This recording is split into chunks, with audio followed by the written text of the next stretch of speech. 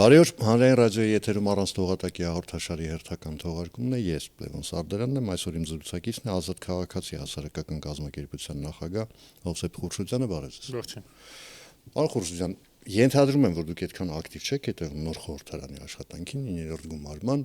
բայց այնուհանդերձ այնքանով, որ ինչքանով որ դուք եք հետևում ու ես եմ հետևում ձեզ, գիտեք, այնպիսի տպավորություն է, որ այսպես այն նախաանձրևային թուղթ ամպերի պես ծանր սկեպսիս կա ձեր մոտ խորհրդարանի նկատմամբ, այս խորհրդարանի նախ ճիշտ եմ ենթադրել եւ եթե հա ինչու։ Դե թող աշխատենք կտեսնենք իրականում։ Բայց աշխատում են, տեսեք, երրորդ օրն լավ նորություն ունեմ։ Երրորդ օրն է աշխատում է խորհրդարանը։ Դեռ ոչ մեկին չեն ծեծել։ Ոչ ոքի չի հայհոյել, շիշ չի շպրտել, ոչ մեկին չեն խփել։ Լավ է։ Հա, կարծես Ռուբինյանն նաև չէ, հատուկ նշեց դա, որ որպես բանվարկանի առաջընթաց։ Դե ավելի լավ, աստվածտա այդպես շարունակեն, բայց խորհրդարանի մեջ ոչ պակաս կարևորը պրոդուկտը, որակը, տեքստերի որակը, հա։ Խորհրդարանական մեծամասնության որակների մասին մենք տեղյակ ենք, որտեղ մոտավորապես նույն կազմը մնաց նախկինի եւ ներկայի համեմատ, իր բոլոր լավ եւ վատ կողմերով,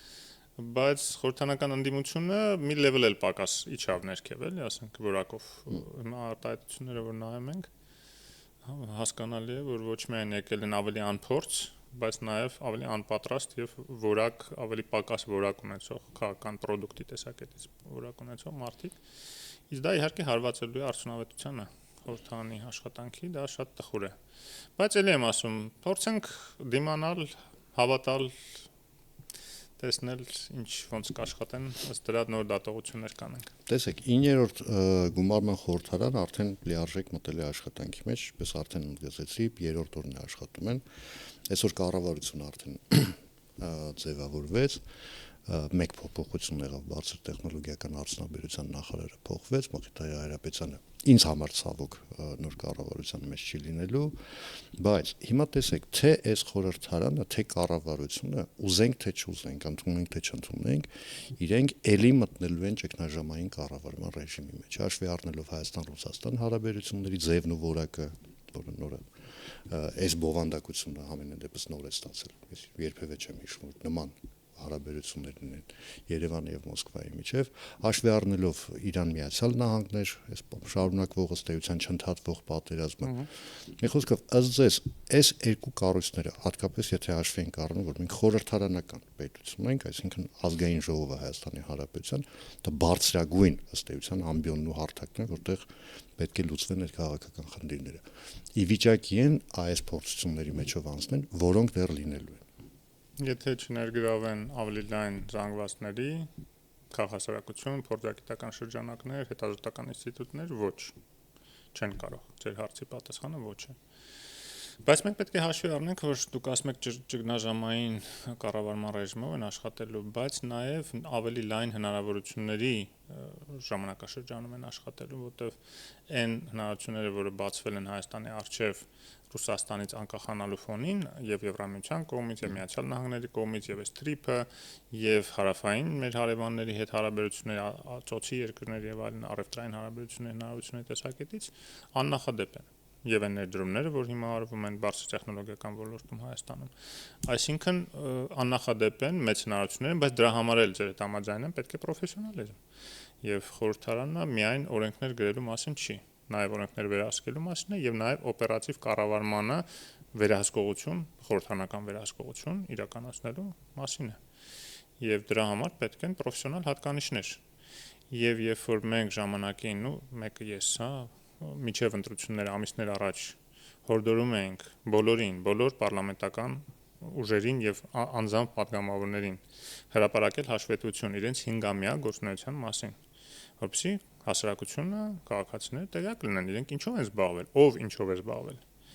որ նրանց ռեյտինգը կառուցվի ոչ թե ներկուսակցական ինտրիգների, ներկուսակցական ինչ-որ բազարների, PR-ների հիմքով, թե ով է ավելի արժանի, այլ այդ կարգի հրապարակումների, որ տեսնեն ով է որպես խորհրդարանական ավելի արժանի, ոչ թե որպես ԿՊԱ-ական, այլ որպես խորհրդարանական, որտեվ իրենց էլ ձեռք կտար, եթե ամենաուժեղ խորհրդարանականները այս անգամ էլ մտնեին պարլամենտ։ Հիմա տեսեք, մենք ժամանակին ունենք այդ փորձը, երբ որ ժառանգություն կուսակցությունում էի, Անահիտ Բախշյանը եւ ես անդադ այդ գիրքը ցույց եմ տալիս, հորդորում եմ, որ այդ գրքի պես մի բան հրապարակեն։ Ինքը իր ավարտին խորհրդանական գործունեության հրապարակեց իր հնգամյա գործունեության հաստ գիրք, այնտեղ կային բոլոր իր կատարած աշխատանքները, իսկ ինքը հսկայական ծավալի աշխատանք էր կատարել, երևի Հայաստանի խորհրդանում եզակի մարդկանցից է, որ այդ ծավալի աշխատանքն է կատարել, հատկապես խորհրդանական վերահսկողության եւ հաջողված նաեւ գործերի լինելով ընդդիմություն։ Բա պատկերացրեք, եթե իշխանության падգամավորը այդ նույն ծավալի ռեսուրսը իր ջանքերը ներդնի, ինչքան խնդիր կկարողանա լուծի բարձ քաղաքացիների, մեծ խմբերի, գործարանների անարդար ինչ որ դեպքեր են լինում, որ նաև արտադրության մեջ պետք է ներգրավել եւ եթե պետք է ինստիտուցիոնալ փոփոխություններ մտցնել։ Հասկանում եք, եթե դու գործ չես անում, դու նաև խնդիրները չես տեսնում եւ դրան ըստ դրա էլ ինստիտուցիոնալ բարեփոխումների մոտիվացիան քո մոտ այդքան ուժեղ չի կամ էլ չես էլ ընկալում դրա կարեւորությունը։ Հա, գնում ես գործի գալիս ես, ոնց որ падգամավորների մեծ մասը ցավոք սրտի անում են։ Գնում են, հա, կնոպկա սխմում են, կառավարությունից եկած որոշումները սխմում են կամ իրենց գոլեգաների նախաձեռնությունները, նախաձեռնած օրենսդրական փոփոխությունները կնոպկան սխմում են, գնում են տուն։ Լավագույնը այդ են անում, բայց դա շատ քիչ է։ Ամեն մեկը իրանք ունեն մեծ ռեսուրս։ Եվ եթե իրենք իրենց ռեսուրսը օգտագործեն, տասնապատիկ ավելի արդյունավետ խորհրդարան կունենային, ավելի արդյունավետ օրենքներ կունենային ըստ դրա։ Կապ չունի իշխանական թե ընդդիմադիր։ Իհարկե, ես հատուկ Անահիտ Բախշյանի օրինակը բերեցի, ով ընդդիմություն էր եւ կարողացավ այդ ամեն ինչ անել։ Հիմա գիտեք ինչի եմ ասում, որովհետեւ հիմա ընդդիմությունը ասում է, գիտեք ինչ կա, եթե մենք սկսենք նման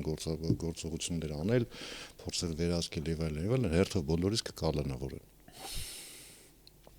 Հեքիաթներ թող չպատմեն, երբ որ իրանք մի լավ գործ անեն եւ դրա համար հանկարծ կական հետապնդման թիրախ դառնան,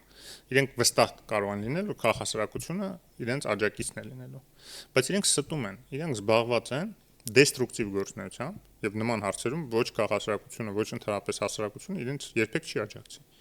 Եթե իրենք կոնստրուկտիվ որևէ, հələ մի հատ օրենսդրական նախաձեռնություն թող բերեն, որ ժողովրդի շահերից ելնում, այլ ոչ թե ինչ-որ պոպուլիստական նկատառումներից դեստրուկտիվ բաներ ունեն։ Դե հələ երրորդ օրն է կհասցնեն։ Դե նախորդի մասն է խոսքում, այս մեծ մասը նախորդների ժառանգությունը 4-5 անգամ դա օրենսդրական նախաձեռնություն էլ չէր ըստ էության 4-5 անգամ հայտարարությունների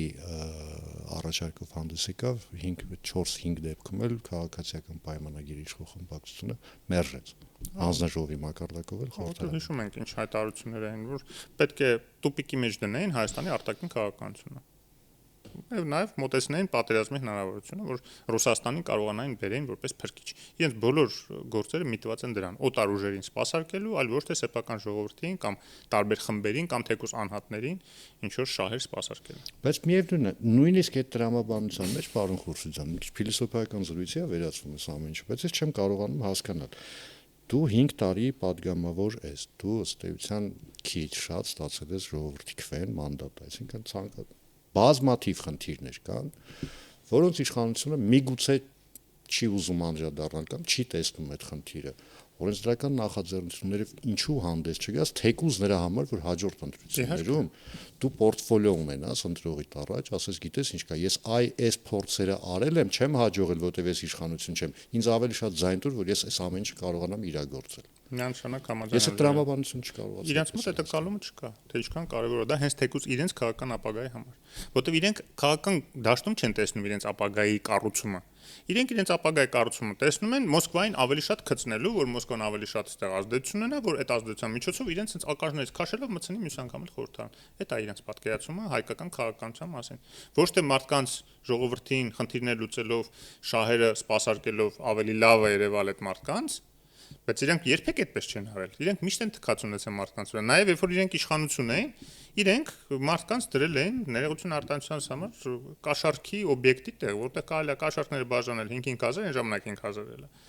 Հիմա դարել են ընդդիմություն մեկ այլի նույն կաշառք բաժանելու են։ Այդ նշանակում է իրանք մարդկանց գնահատում են։ Ոչ, եթե գնահատեին, երբ որ կաշառք կբաժանեն, կգնային մարդկանց հետ կխոսային, կշփվեին, կասեն ինչ խնդիրներ ունեք, եկեք առաջադրեք, մենք էլ ընթացքում, բայց իրենց չեն էլ հավատա, եթե այդպեսի բան է, որովհետև 5 տարի իրենք մարդկանց խնդիրներով չեն զբաղվել, չեն բարձրաձայնել։ Բնականաբար մարդիկ իրենց չեն վստահի եւ իրենք էլի գնացին հերթական կաշառք բաժանելու ճանապարհով խցկվել խորհրդարան։ Տեսեք, շատ ընդդիմադիրներ այստեղ եղել են, Գեգամ Մանուկյանից սկսած, այս վերջերս նաև Հարություն Մնացականյանը արդեն նորընտիր падգամավորներից եկել էր եւ բոլորը միաբերան պնդում են, որ Հայաստանում terror-ի միջավայրը մթնոլորտ է,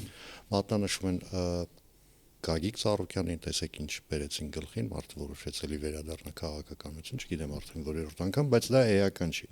Եվ այսօր ես երբ մամուլի հաղորդագրություններն էի կարդում, տեսեք, շատ տարօրինակ այսպես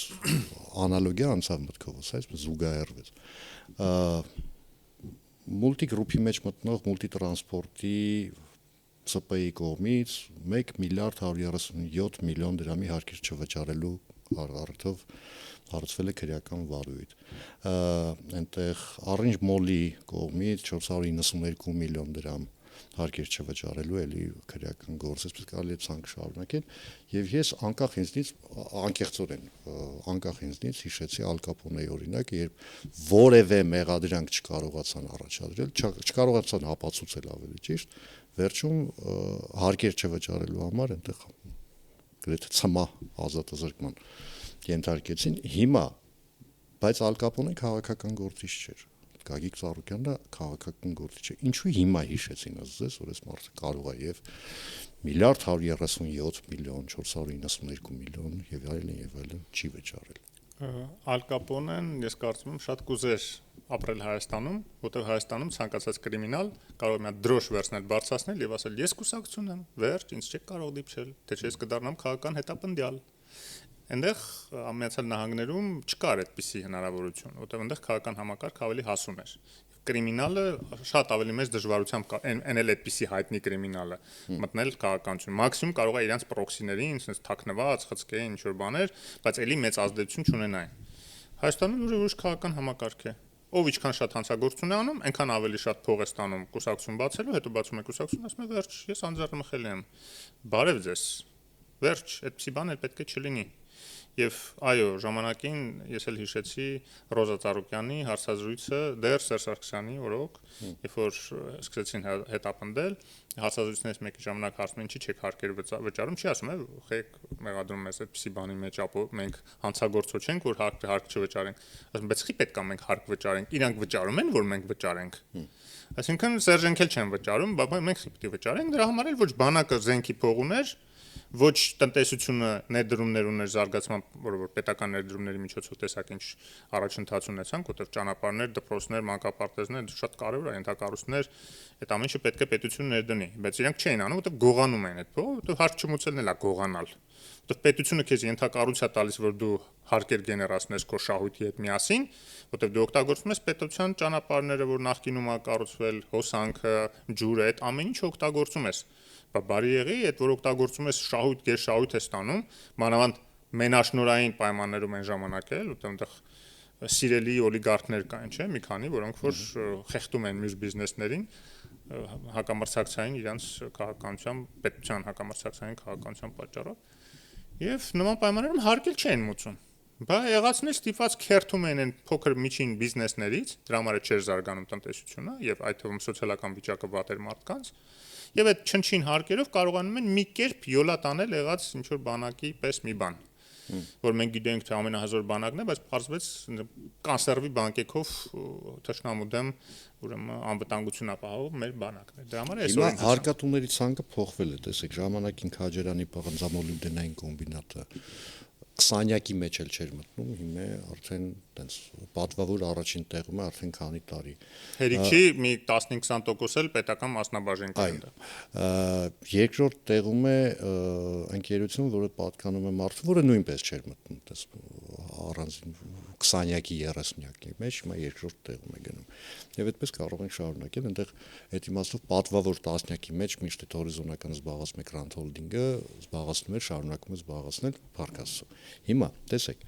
Երևի միակ նորմալ հարկատուն, որ նաև նախկինում ա եղել է, հա, փողերը կան, այսինքն հարկերը վճարվում են, բայց դրա հետ մեկտեղ տեսեք, դուք ասացիք, որ նախկինում այդ փողերը չէին վճարվում, դրա համար բանակը պայմանական ասած բոբիկ էր, հիմա փողը կա, բայց ենթադրում եմ, որ դուք ծանոթ եք այն հոդվածին, հետքը հրապարակեց 3 թե առաջին օրը, որտեղ այդ վարժական հավաքներին մասնակիցներից մեկը ասում էր, որ մենք դիրքերում չունենք այս ամեն ինչը։ Հիմա լավ նախկինները դրա հետ ինչ կապ ունեն այդ դեպքում։ Միանշանակ է, որ հիմա բազմաթիվ թերություններ կան եւ ես էլ հիմա ընդգրկվել եմ Պաշտպանության նախարարին առընթեր հասարակական խորհրդում եւ արդեն մի հանդիպում ունեցել ենք Ես հենց այնպես չի, որ այդ հարցը տվեցի ձեզ։ Եվ այո, այդ հարցերը մենք բարձրացնելու ենք եւ այցելություններ ենք ունենալու, արդեն խոստացել են մեզ նման մի հատ տուր կազմակերպել, այդ թվում դիսկեր եւ այլն, մենք կփորձենք հասկանալ պատճառները եւ վերհանել հրապարակել։ Ուշում անել, այն դիրքերը որտեղ պիտի գնաք, պիտի տեղյակ չլինեն, որ դուք այնտեղ գնալու եք։ Միանշանակ, այո։ Հիմա տեսեք, քանի որ մենք ամենասկզբում խոսում ենք, որ Հայաստանը որոշակի ճգնաժամային խնդիրների մեջով անցնելու է եւ այդ խնդիրների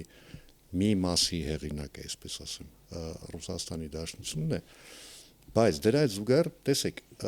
հիմնական խոսույթը այն է, որ այն սանկցիաները, որ կիրառում է Ռուսաստանի Դաշնությունը կապված մեր գյուղմթերքի հետ, ծաղիկների, ձկնատեսակների եւ այլն, դրանք քաղաքական են, բայց զուգահեռաբար նաեւ այսպես չուզելով, չկամությամբ ասում ենք դե այնպես չի, որ այդ ոլորտներում մենք խնդիրներ չունենք, մասնավորապես ձկնարդյունաբերության ոլորտում խնդիրներ կան, ընդ որում այդ խնդիրները միշտ են եղել, այդ մասին միշտ է խոսվել, բայց հիմա մեկ էլ հանկարծ, որովհետեւ այդպես հարմար է, հա, մենք ասենք, վայ գիտեք ինչ կա, դա քաղաքական է։ Ծաղիկների հետ կապված էլ է իմիջիայլոց խնդիր եղել,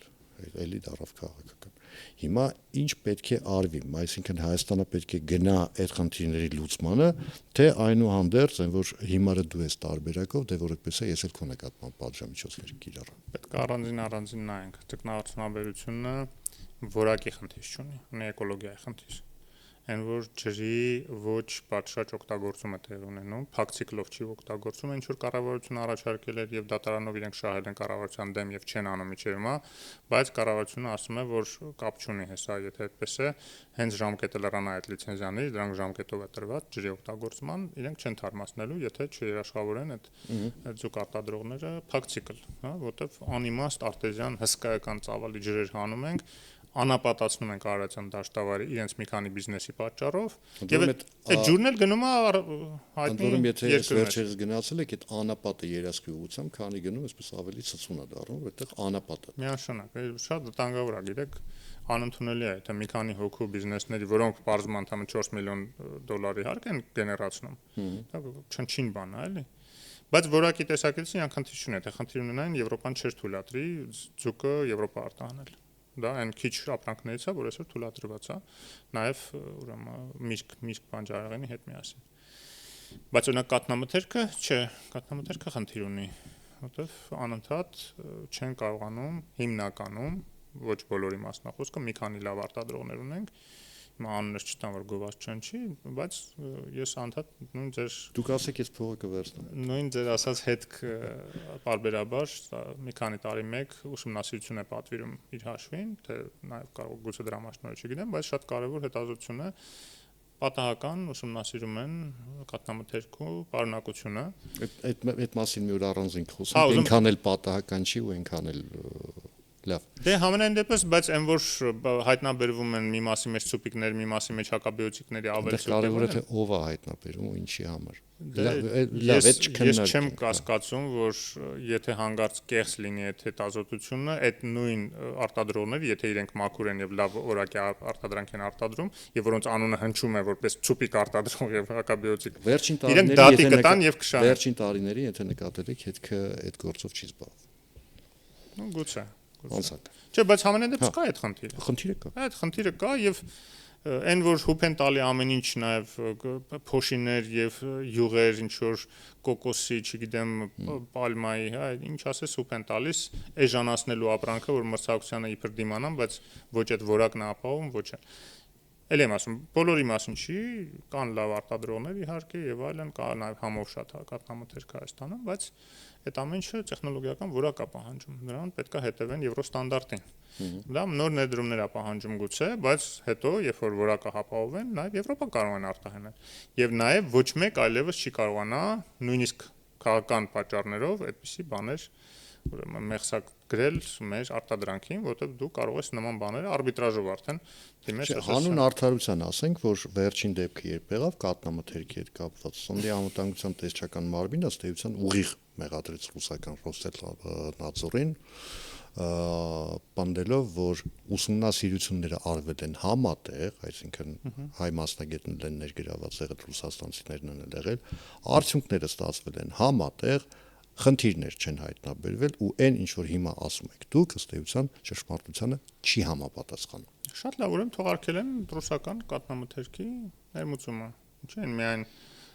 ասենք տոմատի մածուկ արգելում։ Թող կատնամթերքն էլ հիմա նայում ես սուպերմարկետներում լիքը ռուսական, բելարուսական արտադրության բաներ կան։ Եկեք անկեղծ ասենք, որ հիմնական դրա սպառողները ռուս միգրանտներն են։ Ռուս միգրանտները, որ հայկականը սպառեն չի լինի, ասենք, եթե ռուսականը չլինի, հայկականը կսպառեն, ինչ կապ ունի դա։ Անես չի էլի, որ Հիմա այնուհանդերձ շատերը պնդում են, որ այս ամբողջ պատմությունը, ռուսների ասած սերբոր, որ ստեղծվել է Հայաստանից արտահանումների շուրջ եւ այլն, իրականում Ռուսաստանի համար բացարձակապես միևնույնն է, ջերմուկի բաղադրության մեջ արսենիումը շատ է, թե շատ չի, այնտեղ ցուպիկներ կան, թե չկան, իրականում Ռուսաստանի միակ մտահոգությունը, վատ իմաստով մտահոգությունը, դա երկաթգիծն է։ Այսինքն երկաթգծի նկատմամբ վերահսկողության պահպանումը եւ այստեղ Արամ Սարգսյանն էլ երեք այդ մասին խոսում, նախորդիվել են ասել հիմնական նպատակը այն է, որ Հայաստանը շարունակի մնալ փակուղի ճանապարհային, այդ իմաստով, այսինքն երկաթուղին որևէ տեղ չգնա։ Այսինքն մենք լավագույն դեպքում այսպես երազենք, որ 6 ժամից շուտ հասնենք օրինակ շորժը կամ շողակաթ։ Միաշնակ իրենք ոչ մի ներդրում չեն արել, միայն քամել են երկաթգծից ինչ հնարավոր է տարել են։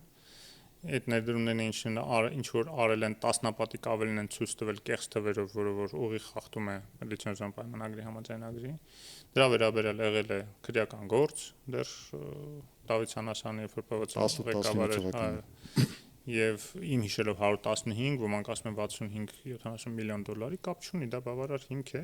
ուղղակի զրկել, եթե խախտում ես լիցենզիայի պայմանները, դու իրավունք չունես այլ։ Քրեական գործ պիտի հարուցվեր, չհարուցվեց։ Ինչու՞։ Չէ, այսինքն գնացքորավ, այո, գնացքորավ։ Նույնիսկ ես լսել եմ, ինչ որ կարճել են, այս մի 2-3 տարի առաջ կարճել են։ Դա абսուրդ է իհարկե, պետք է գոնե թողել եւ վերաբացել հիմա։ Հիմա թող վերաբացեն, նոր գործ թող հարուցեն, այո, եւ նո իշխանությունը ասում են մենք փորձելու ենք իհարկե այսպես խաղաղ ճանապարհով գնալ բանակցային։ Գիտեք որ բանակցայինով Ռուսաստանը չի համաձայնվելու դա։ Ինքը համարում է որ դա ավար է, որ ինքը ստացել է 13 թվականի ընտրություններից 8 Ռոբերտ Քոչյանը երբ որ հանձնում էր իշխանությունը Սերժ Սարգսյանին այդ անցման շրջանում եւ չի ուզում դրանից հրաժարվել որպես լծակ Հայաստանի վրա, այո ոչ միայն տուպիկ որպես պահելու, այլ նաեւ բազարների մեջ մտնելու տարբեր նաեւ գեոքաղաքական գործընթացներում, որտեղ ինքը նույնիսկ եթե ուզենա դրանից փող աշխատի, իսկ կարող է, չէ, ասենք մտածել դե ներդրում անեմ, դառնա իրոք հանգույց տրանսպորտային եւ ավելի շատ շարժ կրնի, ավելի շատ փող կաշխատեմ։ Չէ, ինքը գիտի որ դա հնարավոր չի, որտեղ ոչ մի լուրջ միջազգային բեռնափոխադրող կամ ապահովագրական ընկերություն իր հետ չի ուզենա գործ ունենալ։ Որտեղ ինքը սանկցիոն խնդիրներ ունի հիմնական միջազգային ակտորների հետ, Եվրոպայի եւ Միացյալ Նահանգների։ Իսկ մենակ Չինաստանում այդ հարցերը չի լուծվում։ Հենց որ ինքը հասկանալով դա, այո, ինքը չի էլ թողելու որ մենք էլ փող աշխատենք եւ նաեւ անվտանգությունը մեր դրանով բարձրացնենք, որտեղ եթե մենք անվտանգ ենք ավելի դառնում, իր կարիքը չի լինում։ Իսկ ինքը իրան այսպես դիսկավորում է որպես մեր անվտանգության երաշխավորումը ոչ բարով, այն որ տեսել ենք ոնց է ինքը երաշխավորում մեր անվտանգությունը։ Եվ այդ իմաստով շատ լավ է, երբ որ վարչապետը նաև ասում է գուցե պարզվի որ որոշ բաներ ունեն իրենք այստեղ որ մեզ 2 միլիարդ դոլար տարեկան վարձավճար պիտի մուծեն, հա, ակնհայտ է, չէ՞ որ բազայի մասն է խոսքը։ Այո, շատ ճիշտ է ասում։ Այդ բազան ինչի՞ս է պետք։ Հələ մի բան էլ մենք կոմունալ ծախսերը հոգում ենք։ Դա абսուրդ է։ Այսինքն ոնց որ այնքան մի հատ մեծ լավություն են անում մեզ որ բազային էստեղ պահում որ մենք մի բան էլ իրաց ծախսերի մի մասը հոգում ենք դե բազան եթե չլինի Թուրքիան կհարցակվի հա միանգամից կհարցակվի կգրավի մեզ հիմա ոնց որ օրինակ Վրաստանն է հարցակվել գրավել հենց բազան հանեցին մտան գրավեց Վրաստանը Վրաստանի նկատմամբ Թուրքիան տենց ախորժակ չունի ասում են Իսկ որտեղ է, ինչ որտեղ կա արձանագրված Հայաստանի հանդեպ ախորժակը։ Չգիտեմ, ինչ որտեղ գրված էլ չկա, որ մենք պետք է միակ երկիրը լինենք, որը խոչընդոտում է մեծ Թուրանի ձևավորմանը։ Չկա այդպեսի բան ոչ միտեղ գրած։ Այդ եմ ասում։ Հա, ու իրանց Բայց անընդհատ պարտավորեցնում են, որ մենք պիտի լինենք այն երկիրը, խցանը ու մենք մեր վրա է պարտականությունը, փաստորեն մեծ Թուրան ոչ թե Ռուսաստանի վրա է, այլ մեր վրա է։ Ռուսաստանը կգնա թուրքերի հետ բազար կանի, լավ էլ մեր հաշվին ինչ որ պետքա կստանա, իսկ մենք պետքա ռուսական շահերը այդտեղ սպասարկենք, որ հանգած մեծ Թուրան չլինի։ Չգիտես ինչու ոչ ուղղափառ վրացիները, հենց դե բնականաբար։ Հիմա տեսեք, երկրորդ լծակը, որը Ռուսաստանը վերջերս ոչ ուղիղ, բայց անընդհատ օգտագործում է, դա գազն է։ Առաջին տարբերակով ասում են, մենք կվերանայինք գազի գինը, կվճարենք այնքան, ինչքան եվրոպացիներն են վճարում։ Երկրորդը մենք կփակենք ուղղակի այդ փականը, եւ դուք գազ չեք ստանա Ռուսաստանի Դաշնությունից։ Հիմա այս իրավիճակում հասկանալի է, որ այլընտրանքների տրամաբանությունը պետք է աշխատի։ Այլընտրանքը առաջին գոյություն ունեցող դա Իրանի Իսլամական Հանրապետությունն է, գործող գազամուղը, որ ըստ էության իր թողուզնակությամբ կարող է ապահովել Հայաստանի Հանրապետության կարիքները առնվազն։ Ավելի պոմպակայանները տեղադրելուց հետո հզորությունը կարող է։ Երկրորդ տարբերակներից մեկն է, որ նոր գազամուղ կառուցվի էլի Իրանական Իսլամական Հանրապետությունից, բայց արդեն այն տրամաբանությամբ, որը կար նախկինում, մինչև 2004 թվականը, այսինքն 1.5 մետր շարավղով եւ այնտեղ արդեն տարբերակներ կան թուրքմենական գազ, ղազախական գազ։ Ենթադրում եմ, հա, ոչ ադրբեջանական, որովհետեւ հասկանալի է, որ Ադրբեջանը դա արդեն որպես քաղաքական գործիք։ Իհարկե, օգտագործում է դա։ Այո, SWOP տարբերակը քննարկում է Թուրքմենիայից գազ ստանալու, Իրանի հետ վերջի քննարկումները տարածքային կառավարման նախարարը գնացել էր։ Քննարկվել է նաև տարանցման հնարավորությունների մասին, իսկ գործող գազատարով հնարավորությունների։ Որում եթե նկատեցիք, այդ մասին ակնարկեցին իրանցիները, հայկական կողմը այս անգամ էլ այսպես պարիտետային լռություն պահեց, հա, չնեղացնելու համար մեր ռազմավարական մեծ գործընկերություն։ Շատ կարևոր է, որ Իրանը ցուցադրում է հետաքրքրություն Հայաստանը տրանզիտ օգտագործելու համար, դա շատ լավ է։ Ես ժամանակին այդ թեմայով շատ եմ խորացած եղել եւ երբ որ հաշվում էի 1.5 մետր ուրեմն շարավղով գազատարուներն դեպքում, եթե 600 կիլոմետր է մոտավորապես, հա, Մեղրից մինչև Բավրա, եթե գնում է դեպի Վրաստան եւ այնտեղից էլ Սևծով եւ Եվրոպա, դա գալիս էր մոտավորապես 600-700 միլիոն, հիմա վստահ եմ միլիարդից ավել միայն տարանցման մաքուր փող։ Դու ոչ մի չես անում, քեզ ուղղակի բերում են, կառուցում են գազը քո տարածքով գնում է, այդքան փող են տալիս քեզ։ Որսի պատկերացնեք։ Էլ չեմ խոսում, դու արդեն գազի խնդիր չես ունենում, այնտեղից երբ կուզես, որտեղից կուզենաս, կմտնես, ինչքան գազ պետք է օգտագործես, այդ միլիարդի փոխարեն, ասենք, կտան քեզ 600 միլիոն, այն 400 միլիոնն էլ դու ջրի գազ կստանաս։ Երկրորդը, Ռուսաստանը նախ սահմանափակված է պարտավորություններով, մինչև տարեվերջ չի կարող ոչ գազը փետրվար գալիք տարվա փետրվար ավելի լավ, ոչ գազը ուրեմն փակել, ոչ էլ թանկացնել։ Փետրվարից կարող է ասել թանկացնում եմ կամ փակում եմ։ Իրավունք ունի։ Եթե թանկացնում է, մենք էլ ԵԱՏՄ-ից դուրս են գալիս եւ այն սալտոն բացասական, որ հիմա կա, որ տալիս ենք մաքսային մուտքերի պես մի քանի 100 միլիոն ավել, փոխհատուցում ենք այդ գումարով իր թանկացած գումարը, հա, այդ մեկ։ Երկրորդ, եթե փակում է, դա արդեն թշնամական ակցիա է։ Մենք շատ ավելի շատ բան ունենք իրենից վերցնելու, քան ինքը կարող է մեր դեմ անել։ Դա իր վերջին լծակն է, հա, վերջին կաթիլն է, հա, դրա դիմաց մենք կարող ենք մի անգամից, այն հապկից դուրս գալ էլ չեմ էլ ասում, դա ընդհանրապես ջուր խմելու պես բան պետք է լինի, արդեն դուրս եկած ենք համար։ Դե արդեն քննարկվում էր նոյեմբերի 11-ին կարող է Հայաստանին զրկեն քվեարկելու իրավունքից։ Ավելի լավ, թող իրենք զրկեն։ ԵԱՏՄ-ից ենք դուրս գալիս, բազայի պայմանագրերն ենք չեղարկում, բոլոր ռազմական պայմանագրերն ենք չեղարկում, իրենց համանապահներն ենք ստեղից ճամփում, հանքերի հարցերն ենք սկսում վերաբացել, որտեղ նշել որ մենակ երկաթգծի հարցն է, իրանք ստեղ դրել ու լափում էին մեր հանքային ռեսուրսների մեծ մասը ռուսական կալվածատերերին է պատկանում, հա, իրենց օլիգարխների, այդ թվում սանկցիաների տակ գտնվող օլիգարխներ։ Եվ այդպես բազմաթիվ այլ բաներ։